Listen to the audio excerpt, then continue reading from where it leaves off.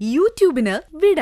സൂര്യയിലെ എല്ലാ പരമ്പരകളും സംരക്ഷണത്തിന് ശേഷം തികച്ചും സൗജന്യമായി സൺ നെക്സ്റ്റ് ആപ്പ് ഡൗൺലോഡ് ചെയ്യൂ. കണ്ടാസ്വദിക്കാം നിങ്ങളുടെ പ്രിയ പരമ്പരകൾ.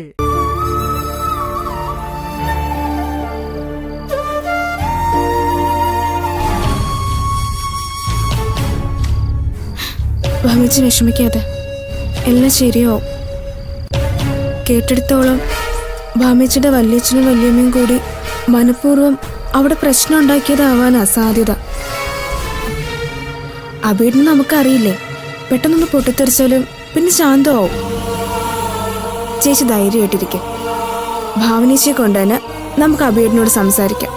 വേണ്ട അരുന്ധതി, ഇപ്പോഴത്തെ അവസ്ഥയിൽ ആര് പറഞ്ഞാലും അബി കേൾക്കില്ല.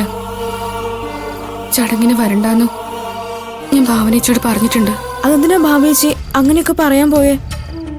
ഭാവേച്ചിയുടെ കാര്യത്തിന് വീട്ടുകാരല്ലാതെ പിന്നെ ആര് വരാനാ?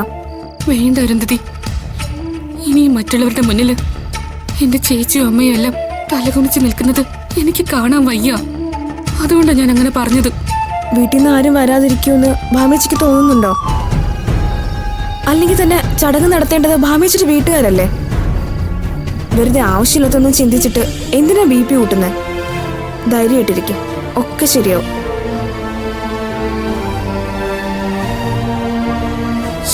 ശരിയാവും എന്നുള്ള പ്രതീക്ഷയൊന്നും ഇപ്പൊ എനിക്കില്ല അരുന്ധതി.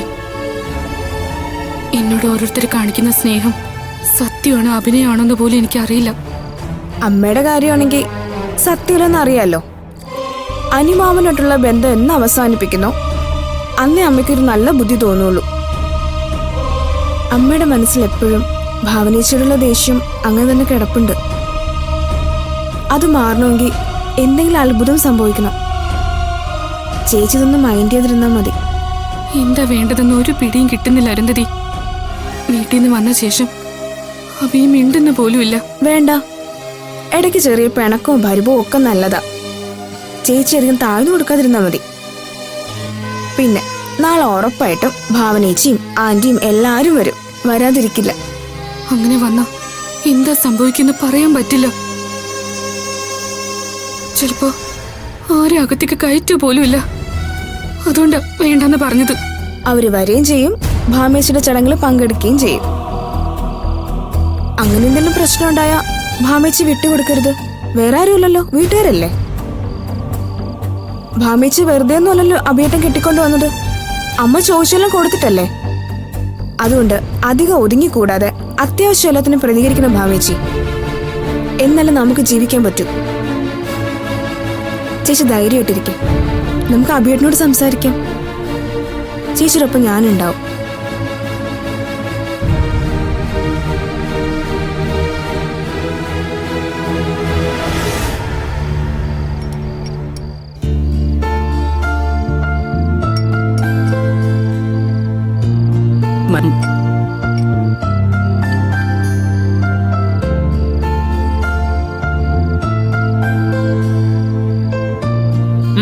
വേണ്ട, കഴിക്കാം അഭിയേട്ടാ. വേണ്ടെന്ന്. അബി, എനിക്ക് മനസ്സിലാവും നീ ഒരിക്കലും പ്രതീക്ഷിക്കാത്തതായി ഇന്നവിടെ നടന്നതെന്ന്. വിട്ടേക്കടാ, എല്ലാം ശരിയാവും. ഭാമയുടെ ചടങ്ങിന് നമ്മൾ 2 കുടുംബക്കാരും വേണം. അതാ നാട്ടു നടപ്പ്. ഇല്ലമ്മേ, ഭാമയുടെ വീട്ടിൽ നിന്ന് ആരും ഇവിടേക്ക് വരണ്ട. അതിനിപ്പോ ഈ ചടങ്ങ് നടന്നില്ലേലും ശരി.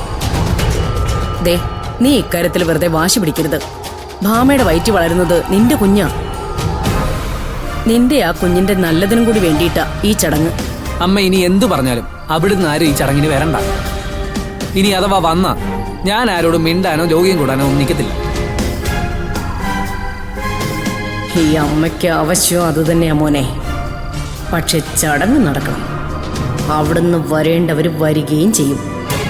പിന്നെ എന്താ നടക്കുന്നതെന്ന് നീ കണ്ടോടാ മോനെ. അഭിയേട്ടൻ വിഷമിക്കാതെ. ഇനി ഭാമേച്ചി അങ്ങോട്ട് വിടാതിരുന്നാ മതി. അഭിയേട്ടന്റെ വില അവര് മനസ്സിലാക്കട്ടെ. എനിക്കതല്ല മോനെ. ആ വിജയപത്മനും ജാനകിയും കുടുംബക്കാരാണെന്ന് വെക്കാം. പക്ഷെ രമേശനോ? അവനവിടുത്തെ ആരാ? അതും എന്നെ കുറ്റപ്പെടുത്താൻ. നീ അവന് 2 കൊടുത്തത് നന്നായി. അത്രയും അവന് ആവശ്യം തന്നെയായിരുന്നു.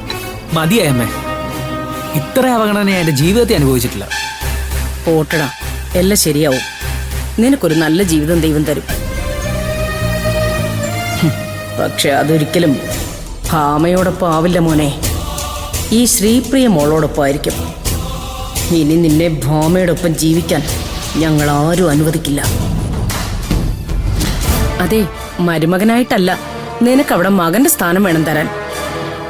ഇതിപ്പോ ആ രമേശന്റെ സ്ഥാനം പോലും നിനക്കവര് തന്നില്ലല്ലോ.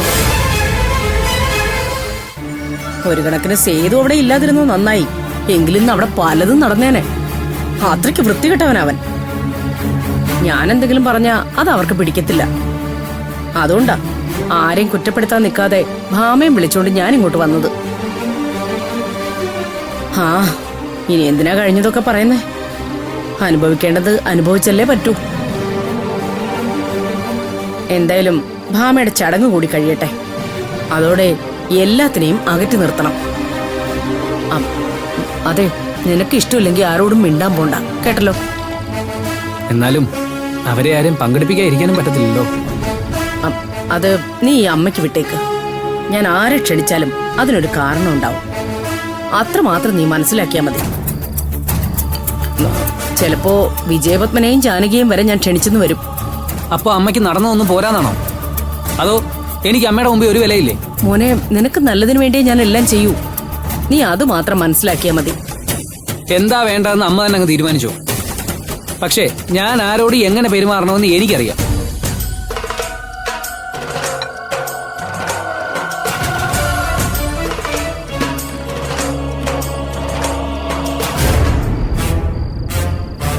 കലക്കി ആന്റി.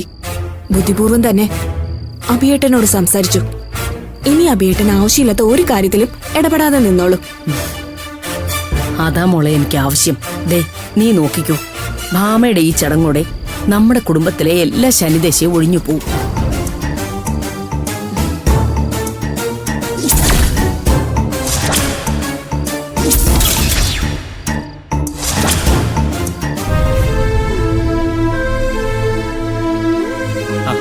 ഞാൻ കരുതി താൻ കിടന്നു കാണുമെന്ന്.